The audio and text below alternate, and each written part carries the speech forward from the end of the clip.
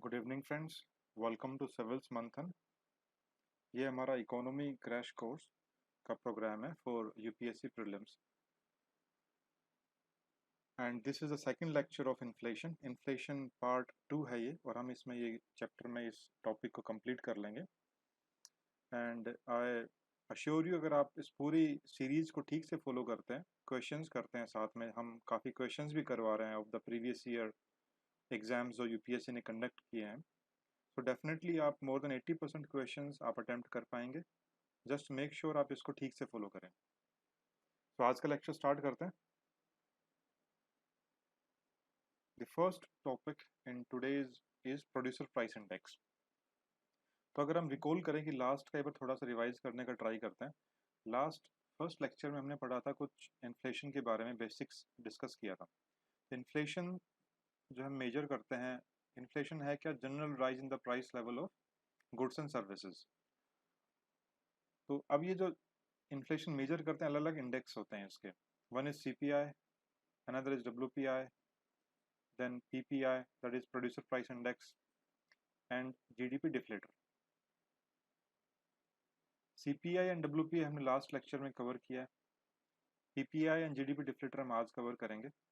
Difference अगर हम देखें CPI WPI में, लास्ट टाइम हमने जो कवर किया, CPI कंज्यूमर प्राइस इंडेक्स का रिटेल इन्फ्लेशन को मेजर करता है कि कंज्यूमर के लेवल पे क्या इन्फ्लेशन है, प्राइस राइज कितना हुआ है।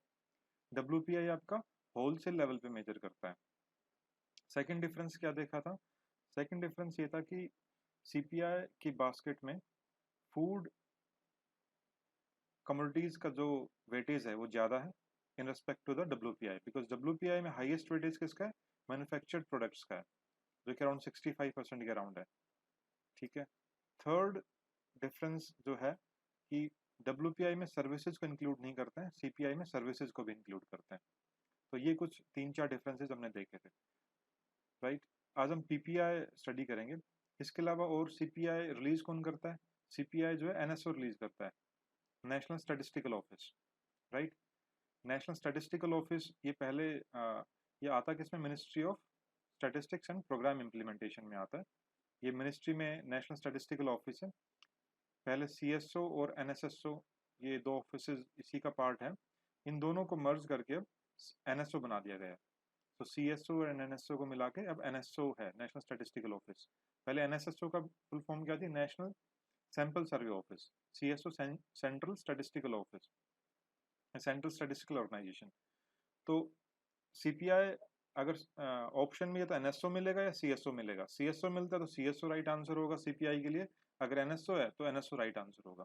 पर दोनों में से NSO अभी आज के टाइम में तो NSO ही एग्जिस्ट करो, तो NSO के ही होने के chances, but in case NSO option में नहीं होता then CSO would be the right answer for CPI। And WPI कौन रिलीज करता है? WPI आपका रिलीज करता है ऑफिस ऑफ इकोनॉमिक एडवाइजर। किसके अंदर है? DPIIT। DPIIT क्या है? Department for promotion of industries and internal trade. किस मिनिस्ट्री में? Ministry of industry and commerce. ठीक है। तो ये कुछ चीजें डिफरेंसेस हमने देखे। CPI, इसके अलावा हमने एक ये भी पढ़ा था कल कि CPI हम मेजर करते हैं, वैसे तो रूरल के लिए अलग करते हैं, अर्बन के लिए अलग, फिर कंबाइंड भी कर लेते हैं। एक CPI फूड भी हम लेते हैं, ठीक है। लेकिन जो एक क्वेश्चन जो बनता है वो बनता है आपका CPI IW के लिए, that is CPI for industrial workers, and second CPI for agriculture labourers and rural labourers. इन दोनों कौन रिलीज करता है? Labour bureau. ठीक है। कल की पढ़ी हुई चीजें, last time means last lecture की पढ़ी हुई चीजें, सो जस्ट रिवाइज करवाया आपको अभी तक का। तो आज हम स्टडी कर रहे हैं PPI, प्रोड्यूसर प्राइस इंडेक्स। अब देखो, प्रोड्यूसर प्राइस इंडेक्स क्या होता है? ये मेजर करता है prices of goods and services के अंदर चेंजेस को, एवरेज चेंज को, दो तरीके से, output PPI and input PPI के। तो आउटपुट PPI में क्या करता है? जब when the goods and services, when the goods they leave the place of production, जो प्लेस ऑफ प्रोडक्शन को लीव करते हैं, उस टाइम पर जो चेंज इन प्राइसेस है, एवरेज चेंज इन प्राइसेस, वो आउटपुट PPI। नाम में देखो आउटपुट है, तो कोई भी प्रोडक्शन कहीं पर हो रहा है, किसी फैक्ट्री में कहीं पर भी प्रोडक्शन हो रहा है, तो उस टाइम पर जब प्रोडक्शन को उसने लीव किया, उस टाइम पर वो क्या है? आउटपुट PPI मेजर कर लिया। और जब ये गुड्स एंटर कर रहे हैं किसी प्रोडक्शन प्रोसेस के अंदर, उस टाइम पर जो एवरेज चेंज इन प्राइसेस है वो क्या आपका इनपुट पीपीआई। ठीक है, तो आउटपुट पीपीआई क्या मेजर करेगा? आउटपुट पीपीआई मेजर कर रहा है कि प्रोड्यूसर ने जब इन आउटपुट्स को अपनी को जब जो रिसीव किया है, इनके लिए जो प्राइसेस रिसीव कर रहा है उस टाइम पर क्या उनका एवरेज चेंज इन प्राइसेस है। ठीक है, इनपुट से क्या है कि बिकॉज इनपुट में देखो, क्योंकि प्रोडक्शन प्रोसेस के लिए आपको इनपुट्स चाहिए होते हैं, राइट? तो वो इनपुट्स जो है उस प्रोड्यूसर ने कहीं से बाई किए हैं, परचेज किए हैं, राइट? तो उस परचेज करते हुए उन इनपुट्स के लिए कितना पे किया है, वो जो प्राइसेस हैं उनके प्राइसेस में कितना चेंजेस आ रहा है, वो आपका इनपुट पीपीआई हुआ। Because input indices measure the average change in prices that producer पे फॉर देयर इनपुट्स। तो आपके दो आप ले सकते हैं, सपोज करो ये प्रोडक्शन प्रोसेस है, this is the production process. यहाँ से इनपुट आ रहे हैं आपके, जैसे रॉ मटेरियल वगैरह, ये आपका आउटपुट है। तो when the input they enters the production process, इस इनपुट के लिए प्रोड्यूसर ने कितना पे किया है, वो आपका इनपुट पीपीआई। ठीक है, और when they goods they leave the production process, तो वो क्या आपका होगा, वहां पर जो चेंज इन प्राइसेस जो है that will be measured by output PPI. So ये सिंपल सा फंडा है। सो प्रोड्यूसर प्राइस में देखो, यहाँ पर प्रोड्यूसर प्राइस में इन्होंने यहाँ पर आउटपुट पीपीआई जो है प्रोड्यूसर प्राइस होता है। ठीक है, तो यहाँ पर जैसे प्रोडक्शन प्रोसेस को लीव कर रहे हैं, इस टाइम तक ये मार्केट में नहीं आया है, इस टाइम तक इनके ऊपर टैक्सेस इंक्लूड नहीं किया गया है। अभी मार्केट में जाएंगे तो ट्रांसपोर्ट के चार्जेस भी आएंगे, ट्रेड का मार्जिन भी होगा, तो ये सारी चीजें बाद में ऐड होती है। तो आउटपुट पीपीआई में ये चीजें ऑलरेडी इंक्लूडेड नहीं है, बिकॉज जैसे ही इन्होंने प्रोडक्शन प्रोसेस को लीव किया, ना तो वहाँ पर टैक्स ऐड हुआ है, ना तो ट्रांसपोर्ट के चार्जेस हैं, ना ही ट्रेड मार्जिन वगैरह है। तो जीएसटी वगैरह जो अभी ऐड नहीं हुए, तो माइनस जीएसटी वगैरह ये सारा। लेकिन जब ये इनपुट्स इस प्रोड्यूसर ने बाई किए हैं अपनी प्रोडक्शन प्रोसेस के लिए, तो भाई इस टाइम पर तो इसने सब कुछ इंक्लूड करके पे किया है, बिकॉज जिससे भी बाई किए हैं तो कंप्लीट ऐड है, जीएसटी भी ऐड है, आपका ट्रांसपोर्ट चार्जेस भी ऐड है, सब कुछ ऐड है। तो परचेजर प्राइस जो कि इनपुट पीपीआई से मेजर करते हैं, उसमें आपके सब कुछ है, inclusive of any non deductible taxes on product, transport, trade margin वगैरह। तो ये चीजें क्लियर है? यहाँ पर इससे आपको थोड़ा और क्लियर हो जाएगा परचेजर प्राइस क्या होता है, producer price plus GST if not deductible by purchaser. तो ये सारे मार्जिन वगैरह, डिटेल मार्जिन, ट्रांसपोर्ट चार्जेस वगैरह सारा इंक्लूड कर देंगे। तो वो डिटेल में क्वेश्चन आने के चांसेस नहीं है, बट सिंपल आपको पता होना चाहिए कि प्रोड्यूसर प्राइस इंडेक्स क्या है। दो चीजें इसमें आप मेजर करते हैं इसको, एज एन आउटपुट पीपीआई से और इनपुट पीपीआई से। आउटपुट पीपीआई प्रोड्यूसर का आउटपुट के टाइम पे कितना है, इनपुट के टाइम पे कितना प्राइस चेंज है, तो वो ये है। बस बेसिक आप ध्यान रखेंगे तो क्वेश्चन अटेम्प्ट हो जाएंगे। अब एक वर्किंग ग्रुप बनाया हुआ है सरकार ने पीपीआई के ऊपर, प्रोड्यूसर प्राइस इंडेक्स के ऊपर। चेयरमैनशिप किसके पास है? बीएन गोलदार के पास है। तो इन्होंने मेथोडोलॉजी के लिए था कि क्या मेथोडोलॉजी यूज करनी चाहिए और क्या हमें आगे डब्ल्यूपीआई से माइग्रेट करना है पीपीआई की तरफ। ठीक है, बिकॉज इंटरनेशनल बेस्ट प्रैक्टिसेस के अकॉर्डिंगली पीपीआई को ही यूज किया जाना चाहिए। तो रिकमेंडेशन एक तो क्या है कि सप्लाई एंड यूज टेबल, ये एक टर्म याद रखो पीपीआई के रेस्पेक्ट में, कि पीपीआई में क्या यूज करते हैं, सप्लाई एंड यूज टेबल। इसी के बेस पर हम जो भी वेटेज वगैरह लेंगे अलग अलग आइटम्स के, वो सप्लाई एंड यूज टेबल के बेस पे होगा। और इसको कौन पब्लिश करता है? CSO, central statistical office. ठीक है, और आज या फिर हम कह सकते हैं एनएसओ, बिकॉज हमने पढ़ा था कि एनएस जो सीएसओ एंड एनएसएसओ को मर्ज करके अब एनएसओ बना दिया गया। सेकंड रिकमेंडेशन था कि डब्ल्यूपीआई से हम पीपीआई की तरफ माइग्रेट करना है हमने। ये स्टार्टिंग में एक्सपेरिमेंटल लेवल पे करेंगे, एक्सपेरिमेंटल पीपीआई रिलीज करेंगे। ठीक है, ताकि हम देख सके भी क्या इश्यूज आ रहे हैं, कैसे उनको दूर करना है। ठीक है, और ये मंथली बेसिस पे किया जाएगा, बेस ईयर 2011-12 होगा, जो कि फिलहाल बाकी डब्ल्यूपीआई वगैरह के लिए भी सेम यही है। तो ये आपका है, आपका बस एक तो term supply and use table याद रखना है, डब्ल्यूपीआई से पीपीआई में स्विच करना है, because PPI is more comprehensive. अब डब्ल्यूपीआई एंड पीपीआई में डिफरेंसेस देख लेते हैं क्या है। डब्ल्यूपीआई क्या था? होलसेल प्राइस इंडेक्स, यानी बल्क लेवल पे जब भी सेल होती है, बल्क लेवल पे होता है, होलसेल लेवल पे जो भी प्राइसेस में जो चेंज होते हैं वो मेजर करते हैं डब्ल्यूपीआई से। और ये at first stage of all intermediate and final products पे मेजर करते हैं। ठीक है, पीपीआई क्या मेजर करता है? ये प्राइसेस के ट्रांसमिशन चेंजेस को देखता है अक्रॉस स्टेजेस ऑफ प्रोडक्शन, सभी स्टेज ऑफ प्रोडक्शन के हिसाब से देखता है। एंड अगर डिफरेंट स्टेज ऑफ प्रोडक्शन के हिसाब से है तो it is more useful economic indicator for measuring the inflation. Second क्या डिफरेंस है कि इसमें आपका इंटरमीडिएट और फाइनल प्रोडक्ट्स का डब्ल्यूपीआई के अंदर इफेक्टिव अप्रोप्रिएट सेग्रीगेशन नहीं है। तो सेग्रीगेशन इफेक्टिव नहीं है तो जो इंटरमीडिएट पे मेजर किया फिर वही चीज फाइनल में भी यूज हो रही है तो क्या हो गया आपका डबल काउंटिंग हो जा रही है, मल्टीपल काउंटिंग हो जाती है। So it leads to bias in inflation measurement. ठीक है, तो इन्फ्लेशन की जो भी डेटा आता है वो एग्जैक्टली एक्यूरेट नहीं हो पाता है, that does not reflect the actual state of the inflation. Versus PPI में क्या है, यहाँ पर मल्टीपल काउंटिंग वाले बायस को रिमूव किया गया। कैसे रिमूव किया गया? बिकॉज सेपरेटली हम कंपाइल करते हैं पीपीआई को, आउटपुट पीपीआई अलग है, इनपुट पीपीआई अलग है, ऐसे ही एक्सपोर्ट एंड इंपोर्ट पीपीआई हम अलग से मेजर कर लेते हैं। तो जो मल्टीपल काउंटिंग का जो डबल काउंटिंग मल्टीपल काउंटिंग के जो बायस है जो डब्ल्यूपीआई में इनहेरेंट है उसको हम रिमूव करते हैं बाय पीपीआई। एक और डिफरेंस है कि सर्विसेज को इंक्लूड नहीं करते डब्ल्यूपीआई में, पीपीआई में सर्विसेज को इंक्लूड करते हैं। सेम डिफरेंस सीपीआई में भी है, सीपीआई डब्ल्यूपीआई में सर्विस इंक्लूड नहीं करते हैं, सीपीआई में करते हैं, और सेम पीपीआई में भी सर्विसेज इंक्लूड करते हैं।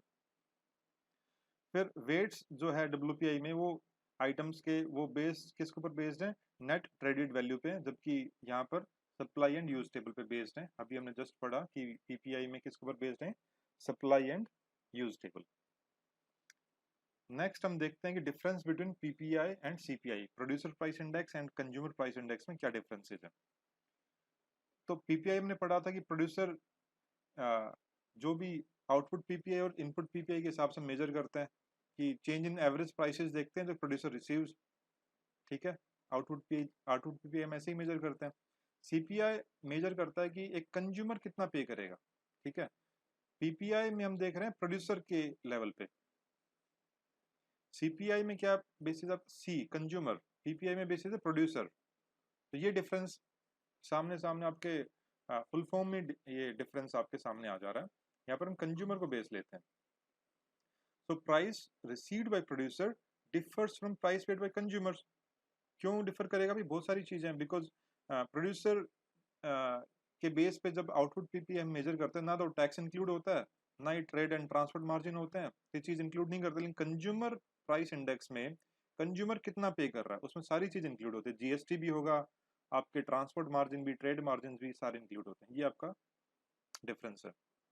फिर पीपीआई ने पढ़ा सप्लाई एंड यूज टेबल के बेस पे मेजर करते हैं, और सीपीआई जो है कंज्यूमर एक्सपेंडिचर सर्वे के बेस पे आइटम्स के वेट्स लिए जाते हैं।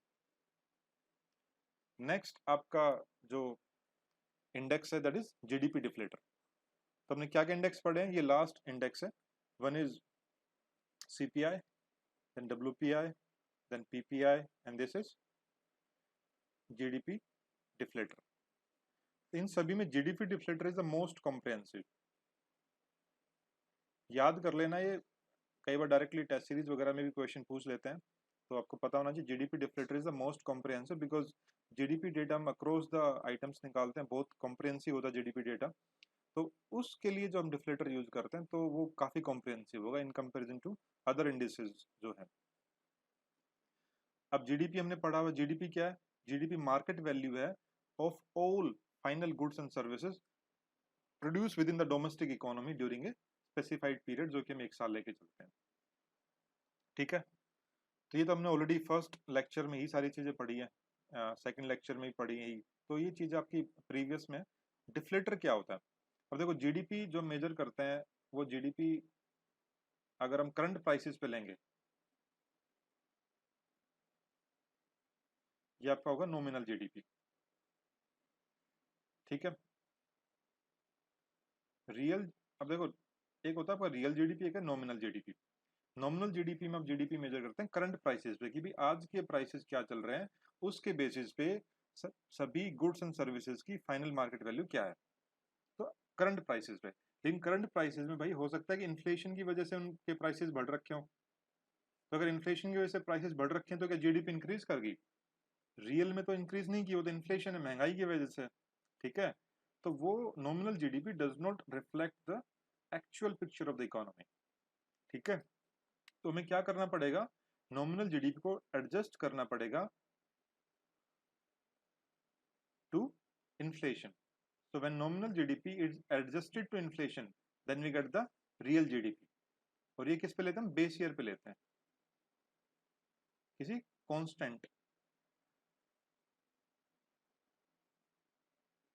कांस्टेंट प्राइस, ठीक है.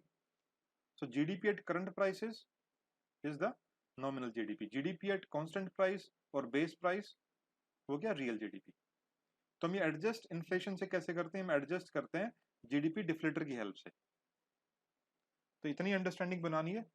ये एग्जैक्ट इन्होंने दे रखा है GDP at current prices, that is nominal GDP divided by real GDP, और उसको 100 से मल्टीप्लाई कर देंगे तो आपका क्या आ जाएगा? जीडीपी डिफ्लेटर आ जाएगा. क्लियर है? क्वेश्चन करते हैं. Deflator is a technique of. Deflator क्यों यूज करते हैं? ताकि भाई जो प्राइसेस में जो इंक्रीमेंट की वजह से जीडीपी की वैल्यू फालतू में जो बढ़ रखी थी उसको एडजस्ट करते हैं, ठीक है ना. तो प्राइस लेवल में जो चेंज आया है उसके हिसाब से जीडीपी को एडजस्ट करते हैं. तो वही चीज है डिफ्लेटर यहाँ पे क्या है? Adjusting for changes in price level. Simple सा है. अंडरस्टैंडिंग बनानी है. अगर आपको समझ में आ गया तो क्वेश्चंस इजीली कर लोगे. और एक बार पहले भी बताया था, कई बार क्वेश्चन जो है ऑप्शंस के ऊपर डिपेंड करेगा. जैसे GDP exact definition national income की अलग होती है, लेकिन कई बार हम इसको जीडीपी की टर्म्स में मेजर कर लेते हैं. तो ऑप्शंस पे कई बार बहुत डिपेंड करता है. इसलिए ऐसा नहीं कि जो रट लिया कुछ चीज़ों को, डेफिनेशन को रट लिया है तो बिल्कुल वैसे का वैसा दिखेगा तो ही आंसर आप कर पाएंगे. नहीं, अंडरस्टैंडिंग है तो आप ऑप्शंस को देख के समझ पाएंगे कि हाँ भाई ये यहाँ पर इस पर्टिकुलर क्वेश्चन में किस सेंस में बात कर रहा है. अब बेस ईयर हम सिलेक्ट करते हैं तो क्या सिलेक्शन के लिए पैरामीटर्स होने चाहिए भाई? वो जो साल है जो हमने सिलेक्ट किया बेस ईयर के लिए, फिलहाल 2011-12 जनरली हम अक्रॉस द डिफरेंट इंडेक्स हम यूज करते हैं. तो भाई वो ईयर नॉर्मल होना चाहिए ताकि भाई तभी तो हम एग्जैक्टली सही चीज मेजर कर पाएंगे. नहीं तो अब नॉर्मल है, बहुत ज्यादा अगर महंगाई है, बहुत ज्यादा रिसेशन आ रखा है तो एक सही ईयर नहीं होगा. नॉर्मल ईयर होना चाहिए. इसके अलावा जो है डेटा भी उसके लिए रिलायबल डेटा होना चाहिए उस टाइम का, सभी का, प्रोडक्शन का, प्राइसेस का. देन थर्ड है कि रिसेंट, काफी रिसेंट होना चाहिए. ऐसा नहीं बहुत पुराना डेट, बहुत पुराना बेस ईयर आप ले लें तो उससे एग्जैक्टली नहीं पता कर पाएंगे. बिकॉज डिफरेंट डिफरेंट आप चीज़ों को अलग अलग मान लो ईयर पे मेजर करते हैं. कोई पुराने साल पे चल रहा है, कोई नए पे, तो कंपेयर कैसे कर पाएंगे उनको? तो रिसेंट आपका डेटा, रिसेंट आपका ही होना चाहिए बेस ईयर. तो बेस ईयर के ऊपर बेस ही एक होता है आपका बेस इफेक्ट.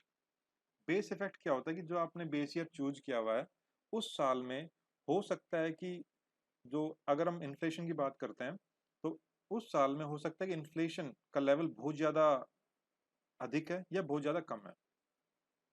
ठीक है. So the level on that base year could be very high और could be very low. Means abnormal है, एक नॉर्मल सा नहीं चल रहा है. तो उसकी वजह से अगर आप आज, क्योंकि जब भी हम इन्फ्लेशन को मेजर करते हैं कैसे मेजर करते हैं? सपोज करते हैं तो एक पर्टिकुलर मंथ है, जून मंथ लिया, जून 2020. अब हम इसको मेजर कर रहे हैं जून 2019 से. ठीक है. अब जून 2019 से मेजर करेंगे लास्ट ईयर के इसी महीने में जो प्राइस लेवल थे. अब इस महीने में, इस साल में कितने प्राइसेस लेवल में चेंज आए हैं? अगर जून 2019 में प्राइसेस बहुत, ऑलरेडी बहुत कम है, काफी कम प्राइसेस हैं, तो भाई इस साल में तो 2019 से मेजर करेगा जून के महीने से, तो थोड़ा सा भी अगर प्राइसेस बढ़ते हैं तो वो भी काफी ज्यादा लगेगा. ठीक है, समझ रहे हैं? सपोज करते हैं 2% है या 1% आपकी इन्फ्लेशन है, तो भाई इस बार अगर आपको बहुत कम इन्फ्लेशन रेट है वो भी आपको काफी ज्यादा लगेगी. तो लास्ट ईयर से जो मेजर करते हैं उस टाइम पे जो अबनॉर्मेलिटी आती है तो वो क्या होगा? बेस इफेक्ट होगा. सेम अगर लास्ट ईयर इन्फ्लेशन बहुत ज्यादा, सपोज करते हैं 8% रेट ऑफ, 8% का आपका इन्फ्लेशन है रेट, 8% तो बहुत ज्यादा, फिर हो सकता है 10% है, 10% आपका इन्फ्लेशन है. तो इस बार का अगर एक्चुअल में 6% भी होगा ना, वो भी आपको बहुत कम दिखेगा, वो भी आपको 4-1% दिखेगा. बिकॉज लास्ट ईयर ऑलरेडी बहुत ज्यादा, हम उसके रेस्पेक्ट में मेजर कर रहे हैं. ठीक है. तो ये बेस इफेक्ट है. क्वेश्चन देखते हैं. इसी के ऊपर एक क्वेश्चन भी आया हुआ है 2011 प्रीलिम्स में. Rapid increase in the rate of inflation is sometimes attributed to base effect. तो बेस इफेक्ट क्या होता है भाई? Base effect, it is the impact of price level of previous year. Previous year की वजह से क्या इम्पैक्ट पड़ा है प्राइस लेवल में on the calculation of inflation rate. ही तो है, सिंपल है. बाकी तो क्वेश्चन बिल्कुल ही आउट ऑफ लीग है, तो वो तो देख के ही पता लग जा रहा है. अब हम टाइप्स ऑफ इन्फ्लेशन पढ़ लेते हैं। अलग अलग टाइप्स की इन्फ्लेशन है, उनको हमने समझना क्या है। First is demand pull inflation. नाम में देखो क्या आ रहा है, डिमांड पुल, कि डिमांड बढ़ने की वजह से डिमांड ने इन्फ्लेशन को पुल किया है, बढ़ाया है। तो यानी डिमांड इंक्रीज कर रही है, और उस इंक्रीज करने की वजह से, बिकॉज डिमांड अगर बढ़ेगी कमोडिटीज की, तो क्या होगा, उन कमोडिटीज के प्राइसेस बढ़ जाएंगे, उन कमोडिटीज के दाम बढ़ जाएंगे। तो उस डिमांड बढ़ने की वजह से उसने इन्फ्लेशन को पुल किया है। ठीक है, तो सिंपल सा है कि aggregate demand for goods and services overtake supply. Supply आपकी एक पर्टिकुलर सप्लाई है, सप्लाई में चेंज नहीं आ रहा है, सप्लाई में चेंज नहीं आ रहा है, और डिमांड जो है वो बढ़ जाती है। सप्लाई उतनी है, डिमांड बढ़ गई है, तो क्या होगा, इन्फ्लेशन होगा। अब जनरली क्या होता है कि जब डिमांड एकदम से बढ़ जाती है, इन्फ्लेशन हो जाता है, उसके बाद क्या करेंगे, प्रोड्यूसर्स हैं, सेलर्स हैं, वो फिर अपनी सप्लाई बढ़ाना स्टार्ट करेंगे भी, ताकि मैक्सिमम फायदा उठाया जा सके। कि डिमांड ऑलरेडी ज़्यादा है, तो भाई गुड्स को इंक्रीज करो मार्केट के अंदर। अभी जैसे हम कह सकते हैं फिलहाल कोविड-19 की सिचुएशन, लॉकडाउन था, प्रोडक्शन एक्टिविटी ठप पड़ गई एकदम से, है ना। तो सप्लाई आपकी बहुत कम हो गई। ठीक है, सप्लाई कम होगी, यहाँ पर देखो सप्लाई कम होगी और डिमांड भी हालांकि कम हुई, लेकिन अभी फिलहाल की सिचुएशन में कह सकते हैं कि डिमांड अब फिर से बढ़ने लगी है। डिमांड है कुछ आइटम्स की, तो रहेगी हमेशा, तो उनके प्राइसेस बढ़ गए थे, वो आपकी सप्लाई कम होने की वजह से। लेकिन सप्लाई और डिमांड में मिसमैच आया, उसकी वजह से आपका इन्फ्लेशन हुआ। कॉस्ट पुश इन्फ्लेशन, नाम से जाओ देखो, कॉस्ट पुश यानी कॉस्ट इंक्रीज होने की वजह से इन्फ्लेशन है। किसकी कॉस्ट, इनपुट्स की कॉस्ट। अगर कोई भी आप प्रोडक्शन प्रोसेस है, उस प्रोडक्शन प्रोसेस के अंदर इनपुट्स के प्राइसेस इंक्रीज कर देते हो, रॉ मटेरियल्स के प्राइस इंक्रीज कर देते हो, कोई और इनपुट्स हैं उनके प्राइसेस इंक्रीज कर देते हो, तो फाइनल कमोडिटी जो बनेगी, जो गुड्स बनेगा फाइनल, उसके प्राइसेस इंक्रीज कर जाएंगे, इन्फ्लेशन आ जाएगी। ठीक है, तो कॉस्ट पुश क्या है, increase in prices of inputs like labour, raw material वगैरह, इन सब की वजह से। Then creeping inflation. Creeping inflation देखो, क्रीपर्स होते हैं, जो रेंगने वाले क्रीपर्स लाइक स्नेल क्रीपर वगैरह, ये बहुत धीरे धीरे करके रेंगते हैं, राइट, धीरे धीरे करके। तो यानी इन्फ्लेशन है, प्राइसेस के दाम, कमोडिटीज के प्राइसेस बढ़ रहे हैं, बट धीरे धीरे बढ़ रहे हैं। सेम बेनाइन इन्फ्लेशन, बेनाइन भी मतलब क्या होता है, बहुत कम, राइट, कंफर्टेबल लेवल। तो इतने प्राइसेस अगर बढ़ते हैं, अगर क्रीपिंग इन्फ्लेशन है, तो बहुत अच्छा है, it is good for the economic growth, because economic growth के लिए इन्फ्लेशन होना जरूरी है। बट इन्फ्लेशन जो है वो एक moderate level of inflation. For example, अभी आरबीआई के पास टारगेट है 4% ±2%, तो 2 से 6% का जो है हमें इन्फ्लेशन रखने का टारगेट है आरबीआई के पास। तो इन्फ्लेशन का लेवल आपका मॉडरेट होना चाहिए। Creeping inflation, benign inflation is good for the economic growth. Galloping inflation, नाम देखो गैलप्स, गैलप किससे बना है, जैसे for example horse, galloping horse आपने सुना होगा, जब ये घोड़े छलांगे लगाता है लंबी लंबी, तो हॉर्स का गैलप्स होते हैं उसके, तो छलांग लेता है, तो काफी लंबी छलांग लेता है, राइट। सो गैलोपिंग इन्फ्लेशन वो हाई इन्फ्लेशन रेट होती है। फॉर एग्जाम्पल डबल और ट्रिपल डिजिट रेट, कि भाई 20% रेट ऑफ इंटरेस्ट, या फिर 100% रेट ऑफ इंटरेस्ट, मतलब काफी ज्यादा डबल और triple digit rate per annum अगर इंक्रीज कर रहा है, तो गैलोपिंग इन्फ्लेशन है। हाइपर इन्फ्लेशन, नाम है देखो, बहुत ज्यादा इन्फ्लेशन, ये गैलोपिंग से भी ज्यादा है। यहाँ पर प्राइसेस स्काई रॉकेटेड, मतलब बहुत ज्यादा प्राइसेस इंक्रीज कर जाते हैं। फॉर एग्जाम्पल वेनेजुएला में आपकी इन्फ्लेशन रेट देखो 4000% हो गई है। ठीक है, स्टैगफ्लेशन, ये काफी इंपॉर्टेंट कॉन्सेप्ट है, क्वेश्चंस कई बार पूछ लेते हैं डायरेक्टली इस पे। स्टैगफ्लेशन में 3 कंडीशंस होती हैं, इन 3 कंडीशंस का एक कॉम्बिनेशन है, 3 पैरामीटर्स आपने देखने हैं। First is stagnant economic growth, यानी इकोनॉमिक ग्रोथ स्टैग्नेंट कर गई है, कम है economic growth. Secondly high unemployment, आपकी बेरोजगारी भी काफी ज्यादा है। And third is high inflation. इन तीनों का कॉम्बिनेशन है stagnant economic growth, high unemployment and high inflation. और ये बहुत ही रेयर कॉम्बिनेशन होता है, बिकॉज अगर इकोनॉमिक ग्रोथ हाई है, तो हाई इन्फ्लेशन होने के चांसेस हैं, लेकिन इकोनॉमिक ग्रोथ भी कम है और इन्फ्लेशन भी हाई है, तो बहुत ही ये अननेचुरल सिचुएशन हो जाती है किसी भी इकोनॉमी के लिए, और इसको हैंडल करना it is very difficult, because economic growth कम है तो आप इकोनॉमिक ग्रोथ को रिवाइव करने के लिए आप गवर्नमेंट एक्सपेंडिचर बढ़ाएगा अपना, है ना, एक्सपेंशनरी फिजिकल पॉलिसी यूज करेंगे। इसके अलावा easy money policy, monetary policy में इंटरेस्ट रेट भी कम करेंगे। जैसे इंटरेस्ट रेट कम करेंगे मार्केट में लिक्विडिटी बढ़ जाएगी और उस वजह से इन्फ्लेशन ऑलरेडी पहले ज्यादा है और बढ़ जाएगी। तो ये बहुत ही टफ सिचुएशन होती है and but it is unnatural. And इस पर कंडीशन आपने याद रखनी है कि क्या रहता है इसमें।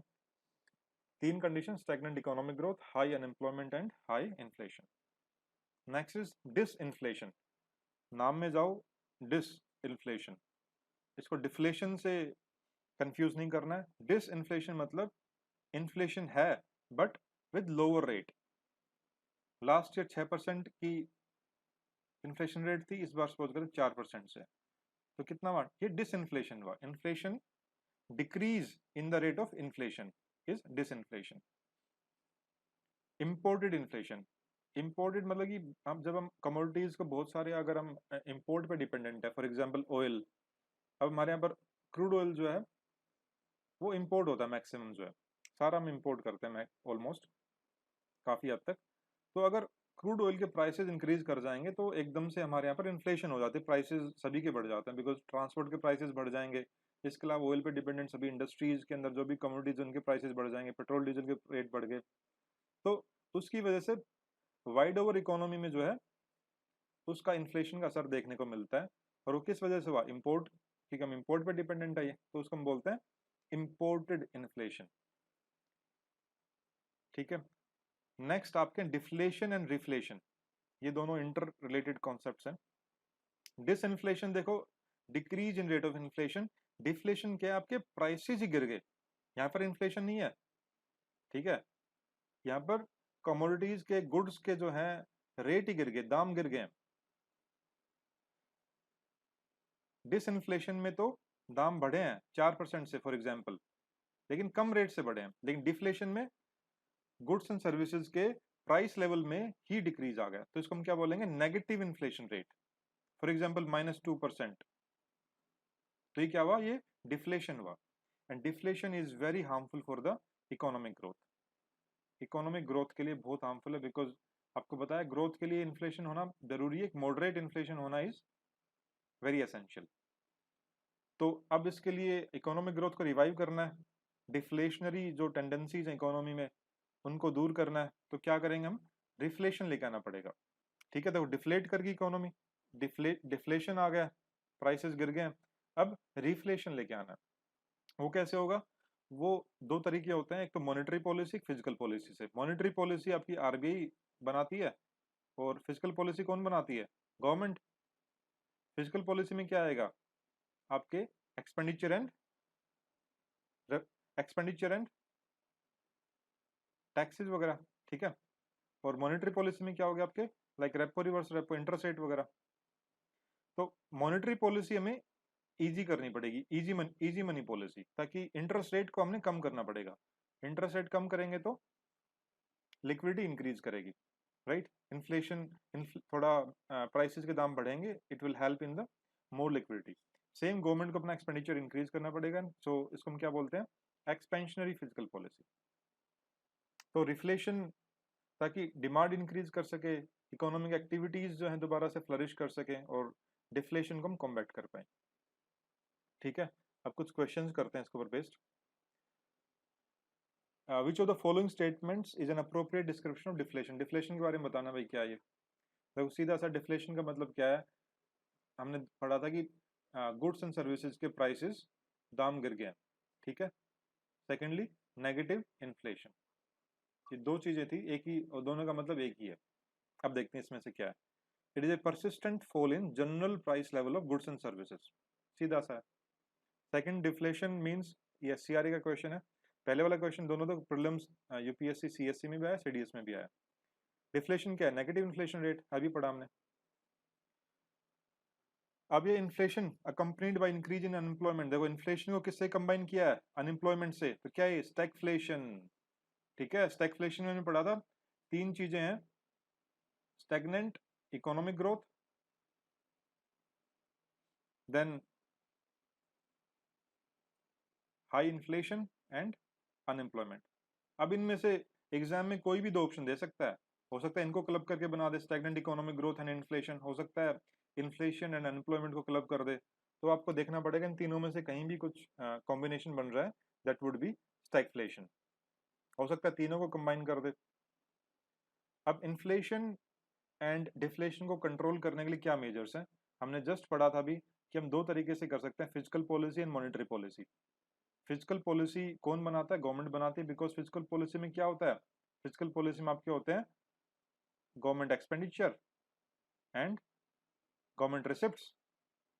रिसिप्ट्स कहाँ से आएंगे? टैक्सेस वगैरह से, ठीक है। तो गवर्नमेंट एक्सपेंडिचर आप इंक्रीज करोगे डिक्रीज करोगे, उसके ऊपर डिपेंड करेगा कि भैया आपने इन्फ्लेशन को टारगेट करना है कि डिफ्लेशन को टारगेट करना है। सेम ऐसे ही मॉनेटरी पॉलिसी कौन बनाता है? आरबीआई। क्या है मॉनेटरी पॉलिसी में? रेपो, रिवर्स रेपो रेट वगैरह इंटरेस्ट रेट होती है, ठीक है। तो इसमें दो तरह की, easy money policy, dear money policy, right. तो इजी मॉनेटरी पॉलिसी में आप इंटरेस्ट रेट को डिक्रीज कर दोगे तो लिक्विडिटी इंक्रीज कर जाएगी, लिक्विडिटी इंक्रीज करेगी तो इन्फ्लेशन कम हो जाएगी। डियर मनी पॉलिसी में आपको लिक्विडिटी को कम करना है, तो इंटरेस्ट रेट को इंक्रीज करोगे, इंटरेस्ट रेट को इंक्रीज करोगे तो लिक्विडिटी डिक्रीज कर जाएगी, लिक्विडिटी डिक्रीज करेगी तो इन्फ्लेशन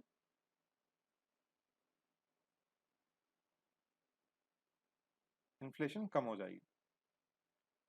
एंड यहाँ हाँ ये सॉरी, यहाँ पर इजी मॉनेटरी पॉलिसी हमने क्या बताया था? इंटरेस्ट रेट को डिक्रीज कर देंगे, इंटरेस्ट रेट को डिक्रीज करेंगे तो लिक्विडिटी इंक्रीज कर जाएगी, लिक्विडिटी इंक्रीज करेगी तो इन्फ्लेशन इंक्रीज करेगी यहाँ पर, ठीक है। फिजिकल पॉलिसी क्या है? टैक्सेशन एंड पब्लिक एक्सपेंडिचर, ठीक है। अब दो तरह की फिजिकल पॉलिसी होती है जनरली हम जो देखते हैं, contractionary physical policy and expansionary physical policy. Contractionary physical policy क्या है? जब गवर्नमेंट एक्सपेंडिचर्स इंक्रीज कर देते हैं, बिकॉज देखो फिजिकल पॉलिसी के दो पार्ट हैं, टैक्सेशन एंड पब्लिक एक्सपेंडिचर या गवर्नमेंट एक्सपेंडिचर, एक ही बात है। तो कॉन्ट्रैक्शनरी दे कॉन्ट्रैक्ट करना में, ठीक है। कॉन्ट्रैक्ट करना मतलब कि हमें किसी तरीके से जो मार्केट में गवर्नमेंट स्पेंडिंग्स को कम करना है और टैक्सेशन की हेल्प से इकोनॉमी को कॉन्ट्रैक्ट करना है। कैसे कर सकते हैं? सिंपल सी बात है, या तो हम पब्लिक एक्सपेंडिचर को कम कर दें, गवर्नमेंट एक्सपेंडिचर कम हो जाएगा तो कॉन्ट्रैक्ट कर जाएगी। सेकेंडली टैक्सेस को इंक्रीज कर दो, बिकॉज टैक्स इंक्रीज कर दोगे तो क्या होगा? टैक्स इंक्रीज कर दोगे, टैक्स रेट इंक्रीज कर दोगे तो लोगों के पास डिस्पोजेबल इनकम कम होगी। अब एक मैक्सिमम पोर्शन अगर मान लो टैक्स में ही चला जाएगा तो कम पैसा बचेगा लोगों के पास, कम इनकम बचेगी जो खुद खर्च कर पाएंगे। तो मार्केट में वो कम डिस्पोजेबल इनकम कम होगी तो उनकी कंजम्पशन कम हो जाएगी, तो उनका इसकी वजह से क्या होगा? मनी सप्लाई कम हो जाएगा, लिक्विडिटी कम हो जाएगी मार्केट में, डिमांड भी कम हो जाएगी, aggregate demand, right. So it will help in countering the inflation. Inflation, high inflation को काउंटर करने के लिए हम क्या यूज करते हैं? Contractionary physical policy. Second is expansionary physical policy. ये हम कहाँ यूज करते हैं? ये हम करते हैं टू काउंटर द डिफ्लेशन, या फिर आप कह सकते हैं ये हम यूज करते हैं एक्सपेंशनरी फिजिकल पॉलिसी जब रिसेशन आ रखा हो, या फिर कह सकते हैं कि जो जीडीपी ग्रोथ रेट है, इकोनॉमिक ग्रोथ रेट है, वो बहुत कम है, ठीक है। फॉर एग्जाम्पल प्रेजेंट सिचुएशन ले लेते हैं। प्रेजेंट सिचुएशन में कोविड-19 और लॉकडाउन की वजह से इकोनॉमिक ग्रोथ रेट काफी कम आ गया हमारा, इवन कुछ डेटाज कहते हैं कि नेगेटिव में भी आ रखा है इन रिसेंट मंथ्स का। तो अब हमें इकोनॉमिक ग्रोथ को रिवाइव करना है। कैसे रिवाइव होगा? जब इंडस्ट्रीज के पास पैसा आएगा, यानी इजी, सस्ते में लोन मिले उनको, ठीक है। या फिर इजीली वो एक्सपेंड, या फिर लोगों के पास पैसा ज्यादा हो स्पेंड करने के लिए, राइट। तो एक तो मॉनेटरी पॉलिसी से करते हैं कि इजी मॉनेटरी पॉलिसी कर दो, या फिर अगर फिजिकल पॉलिसी की बात करें तो एक्सपेंशनरी फिजिकल पॉलिसी, मतलब एक तो लोगों के पास अगर टैक्स रेट को आप रिड्यूस कर दोगे तो लोगों के पास इनकम ज्यादा बचेगी खर्च करने के लिए, so it will increase the aggregate demand, और इस वजह से आपका फिर से डिमांड बूस्ट होगी तो आपकी इकोनॉमिक ग्रोथ बढ़ने लगेगी, इकोनॉमिक एक्टिविटीज रिवाइव करेंगी। या फिर साथ में गवर्नमेंट एक्सपेंडिचर, इसको भी इंक्रीज कर दो। गवर्नमेंट एक्सपेंडिचर इंक्रीज करोगे तो क्या होगा? मार्केट में मनी सप्लाई इंक्रीज कर जाएगी, सेकेंडली एग्रीगेट डिमांड भी इंक्रीज करेगी यहाँ से। तो जो रिसेशनरी प्रेशर है, जो रिसेशन है, इकोनॉमिक ग्रोथ कम, लो इकोनॉमिक ग्रोथ है, उसको हम काउंटर कर पाएंगे and we can again move our country to the higher growth trajectory. तो इन दोनों को ध्यान में रखना, मेंस में भी डायरेक्टली यूज कर सकते हैं, प्रीलिम्स में क्वेश्चन आ सकता है। क्वेश्चन देखते हैं, with reference to inflation in India which of the following statement is correct. क्या स्टेटमेंट करेक्ट है? देखो पहला कह रहा है controlling the inflation in India is responsibility government of India only. नहीं भाई, क्यों? इन्फ्लेशन को हम कहाँ से कंट्रोल कर सकते हैं?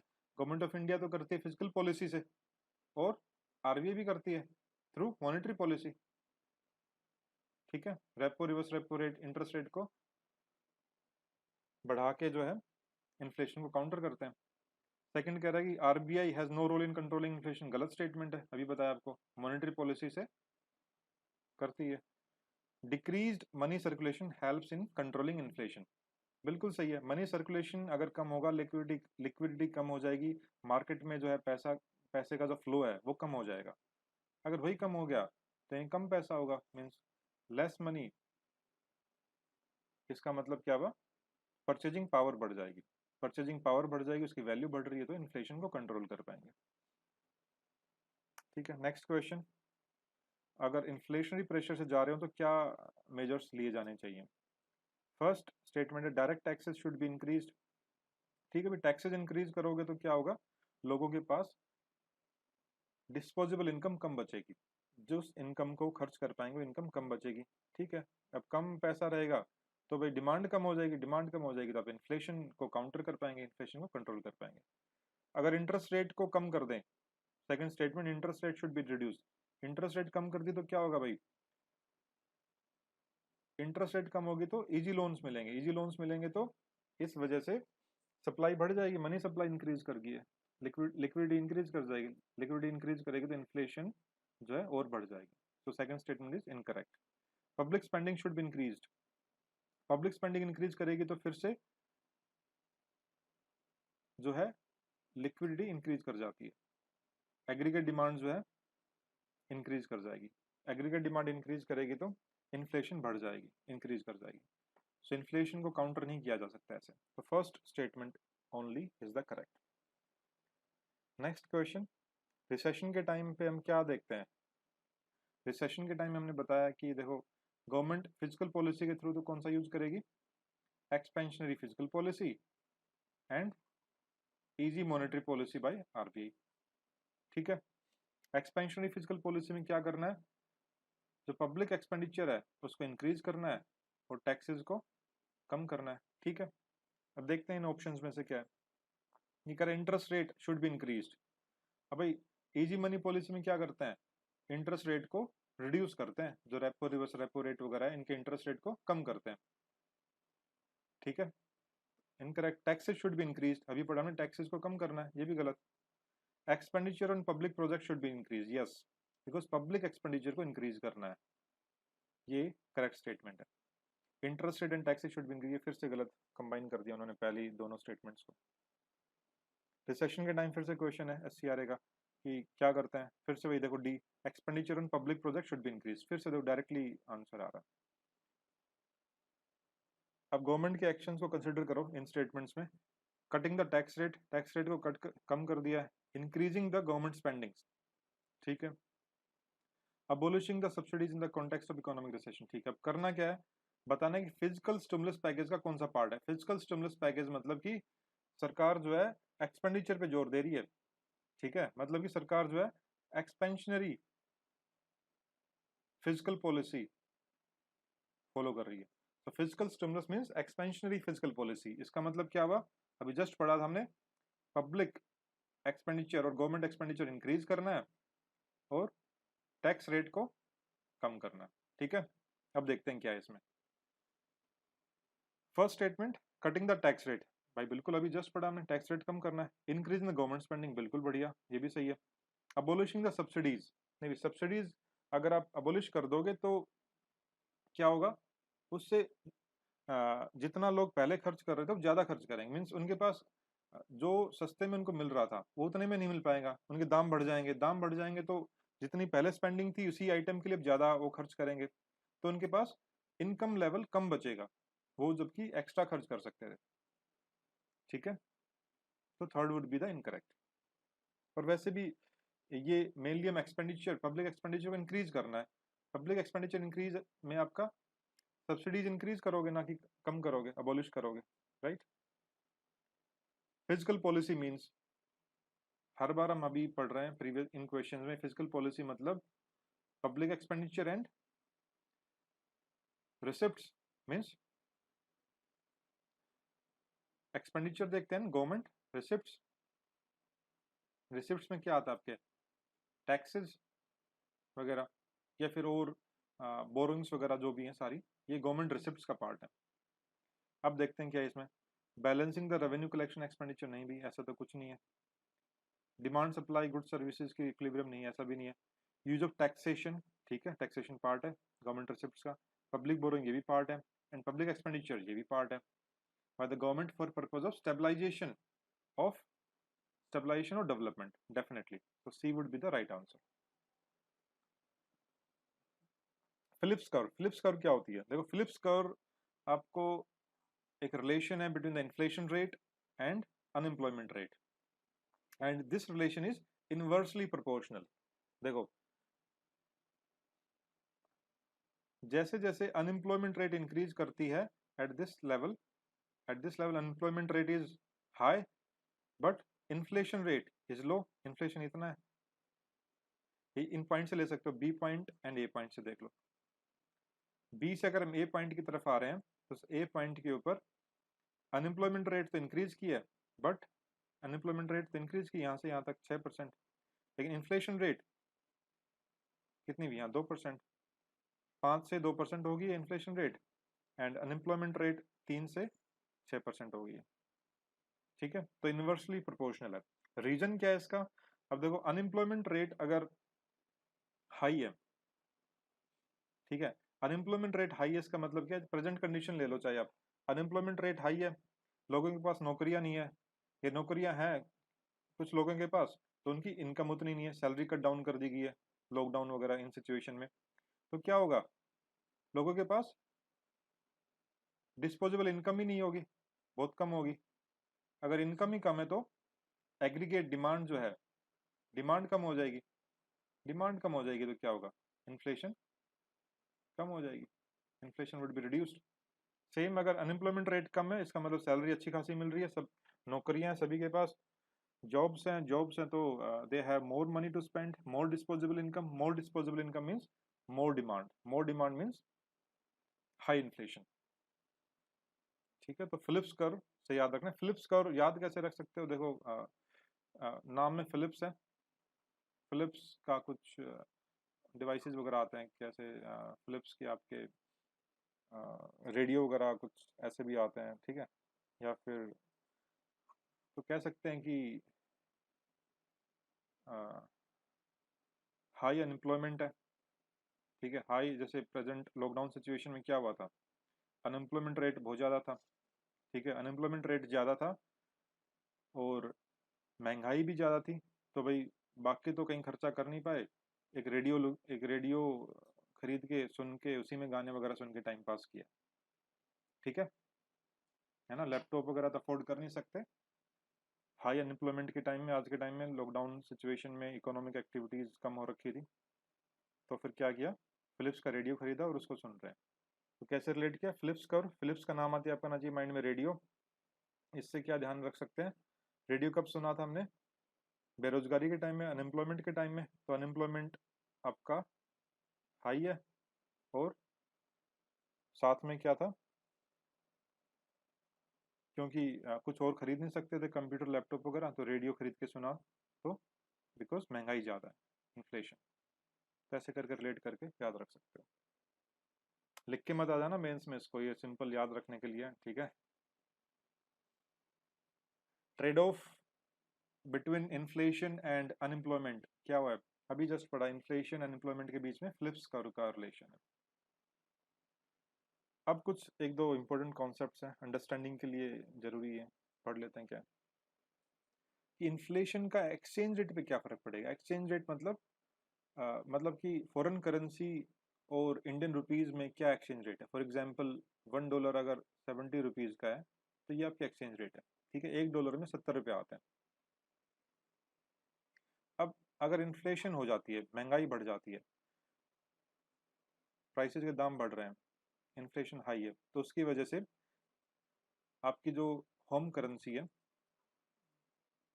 इन्फ्लेशन, हाई इन्फ्लेशन से क्या होगा, home currency means rupees will depreciate.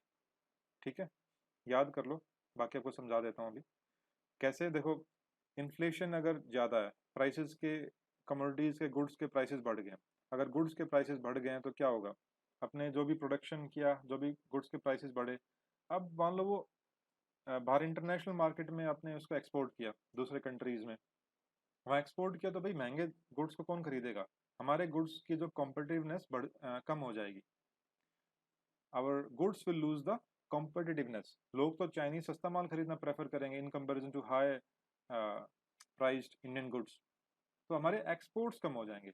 अगर एक्सपोर्ट्स कम हो गए तो क्या होगा, रुपीज विल डेप्रिशिएट। ठीक है,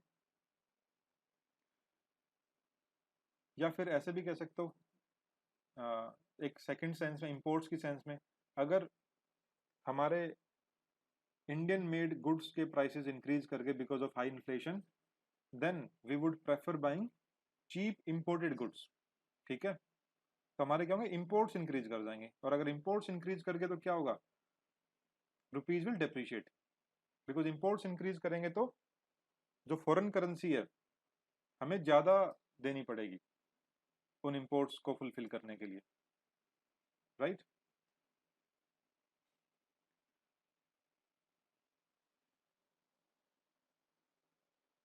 क्वेश्चन देखते हैं, विच of the following would be the outcome if economy, वैसे याद रखने का तरीका देख लो, देखो इन्फ्लेशन, रुपीज डेप्रिशिएशन का मतलब है कि अभी $1 70 का था, तो डेप्रिशिएट करेगा तो सपोज करते हैं $1 आपका $80 का हो गया, यानी $1 के बदले में $80 आएंगे, तो ये रुपी डेप्रिशिएट कर गया। देखो इन्फ्लेशन भी हार्मफुल है, और एक वैसे नेशनल सेंस में हम बात करें तो भाई रुपीज़ का डेप्रिशिएशन होना भी हार्मफुल है ना। एक वैसे तो एक रुपीज़ का एक मॉडरेट लेवल होना जरूरी है, ज़्यादा अप्रिशिएट करना भी हार्मफुल है, ज़्यादा डेप्रिशिएट करना भी हार्मफुल है, बट एक वैसे नेशनल टेंडेंसी में हम कहते हैं कि हाँ भाई रुपी जो है डेप्रिशिएट नहीं होना चाहिए। ठीक है ना, तो दोनों का आपस में रिलेट कर सकते हैं ऐसे। Which of the following will be the outcome if an economy is under the inflationary pressure, अगर इन्फ्लेशन है तो क्या आउटकम होगा इकोनॉमी में। देखो, domestic currency heads to for depreciation, yes, अभी जस्ट पढ़ा, इन्फ्लेशन से करेंसी डेप्रिशिएट कर जाएगी, होम करेंसी जो है।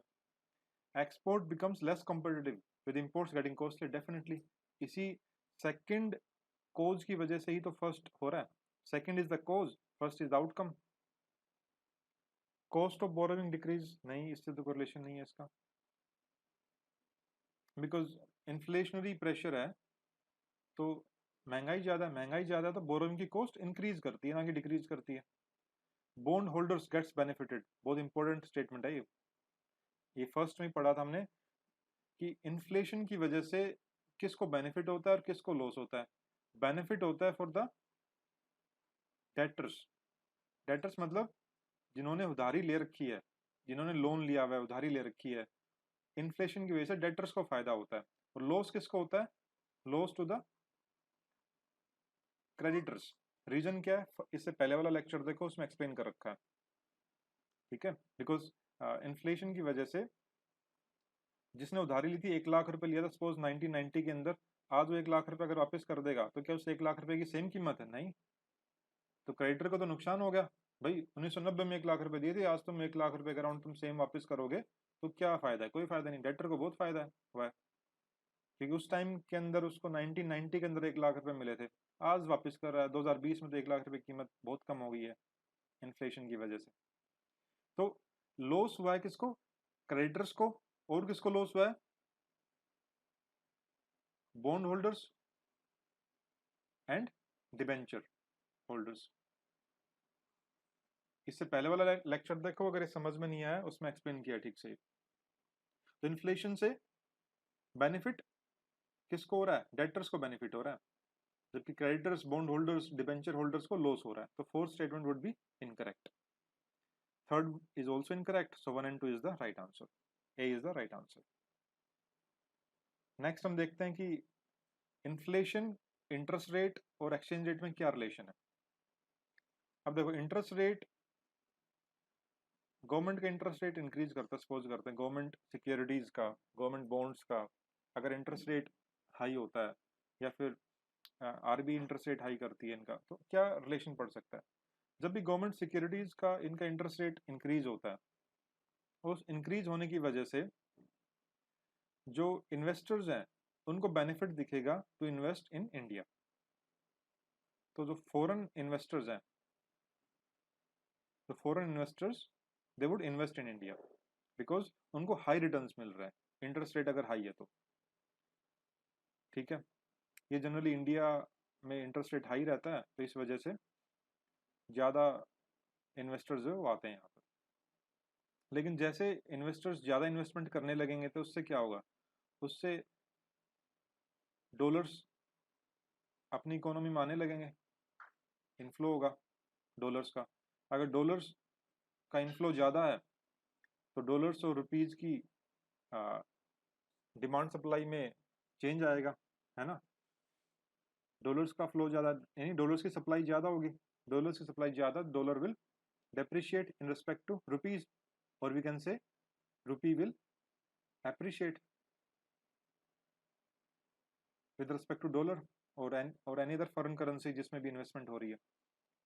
तो ये आपका डायरेक्ट रिलेशन होगा कि इंटरेस्ट रेट इंक्रीज होने की वजह से, क्योंकि इंटरेस्ट रेट हाई है, इन्वेस्टर्स को लगता है बेटर रिटर्न्स मिलेंगे यहाँ पे, तो इन्वेस्ट करते हैं, फॉरेन करेंसी का फ्लो बढ़ता है इंडिया में, इनफ्लो बढ़ता है, उस वजह से फॉरेन करेंसी की सप्लाई बढ़ गई तो अपना जो डोमेस्टिक करेंसी है रुपी है वो अप्रिशिएट कर गया।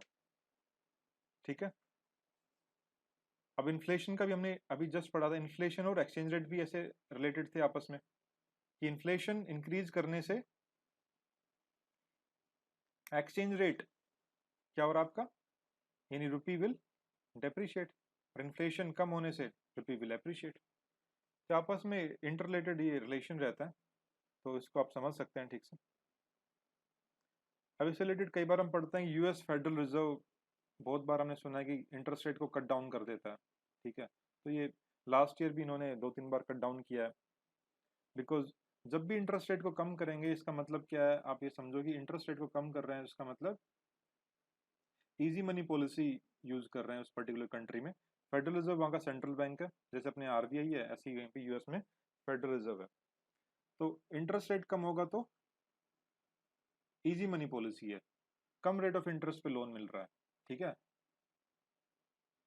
क्यों देते हैं ऐसा, बिकॉज इकोनॉमिक ग्रोथ को रिवाइव करना है, इंडस्ट्रीज को लोन सस्ते में मिलेगा तो वो लोन ज़्यादा लेंगे, तो उससे क्या होगी, इकोनॉमिक एक्टिविटीज फ्लरिश करेगी, इकोनॉमिक ग्रोथ बढ़ेगी।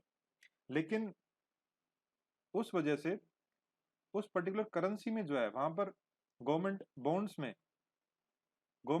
में इन्वेस्टमेंट कम हो जाएगी, बिकॉज जो इंटरेस्ट रेट अगर कम है तो उस गवर्नमेंट बॉन्ड के रिटर्न्स भी कम हो जाएंगे।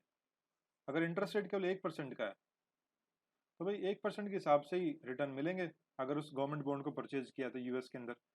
तो जब भी US federal reserve interest rate को कट करता है तो गवर्नमेंट बॉन्ड्स में जो इन्वेस्टर्स हैं वो पैसा निकाल लेंगे, वो पैसा निकाल के कहाँ स्पेंड करेंगे, कहाँ इन्वेस्ट करेंगे, उस कंट्री में इन्वेस्ट करेंगे जहां पर इंटरेस्ट रेट हाई है, जहां पर गवर्नमेंट बॉन्ड्स का इंटरेस्ट रेट हाई है। अगर गवर्नमेंट बॉन्ड्स का इंटरेस्ट रेट हाई कहाँ पर, फॉर एग्जाम्पल इंडिया में, तो वो इन्वेस्टमेंट कहाँ आ जाएगी, इंडिया के अंदर आ जाएगी। तो हम ये देखते हैं कई बार जब भी US federal reserve interest rate कम करता है, there is investors starts coming to India, तो एकदम से जो है इनफ्लो, फॉरेन इन्वेस्टमेंट का इनफ्लो बढ़ जाता है इंडिया में। और जब भी US federal reserve interest rate high करता है तो वही जो इन्वेस्टर्स हैं, जो फॉरेन इन्वेस्टर्स हैं, they start taking out their money, their investment from India, and again start investing into US, because US is supposed to be the safe for their investment. तो investment के लिए दो चीज़ हम matter करती हैं, एक तो उनका जो पैसा कितना सेफ है, सेकंड रिटर्न कितना ज़्यादा है। तो उन चीज़ों को कंपेयर करते हैं, ट्रेड ऑफ करते हैं, और फिर जाके इन्वेस्टमेंट का डिसीजन लिया जाता है। सो इंडिया के रेस्पेक्टिवली यूएस को ज़्यादा सेफ माना जाता है, राइट। लेकिन इंडिया में जो इंटरेस्ट रेट ज़्यादा रहती है तो रिटर्न्स आने के चांसेस ज़्यादा रहते हैं। तो इन्हीं चीज़ों के कॉम्बिनेशन के ऊपर बेस्ड कोई भी इन्वेस्टर जो है डिसीजन लेता है where to invest. So that's all for today's discussion. If you have any questions, You can ask your question on this Telegram group. The link of this Telegram group is given in the description box below. We're also running a Telegram channel, and a team of civil servants is available to help you out in your question, your queries regarding guidance, any other help. And if you like this video, please do subscribe, share this video, and uh, spread this video, because we are running this initiative for you guys so that you can gain a lot. Thank you very much.